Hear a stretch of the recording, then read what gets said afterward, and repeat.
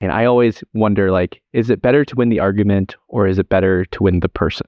And in your case, like when we evangelize, it's not necessarily about winning the person, but rather I really, really pray and hope that this person recognizes that they are so dearly loved by the Lord. And I think that's where a lot of the times we as Christians fall off at, is the fact that we're so on fire, yet we're pushing that fire in a way that's too hot, and it burns them, it scalds them instead of lifting them up to see the Lord. But for myself, this past week, I had a very interesting, very similar reflection to you. I've never really considered what it's like to be Christian and in politics, because as you're navigating through something, you never take a step back and view it from a 50,000 feet perspective. And this week, I kind of spent some time to do that. Something that's really inspiring has been this concept that I have such a beautiful opportunity to love people well. And doing that means engaging with ideas that are hard for me to agree with, hard for me to understand. Yet the Lord is calling me simply to see them and hear them.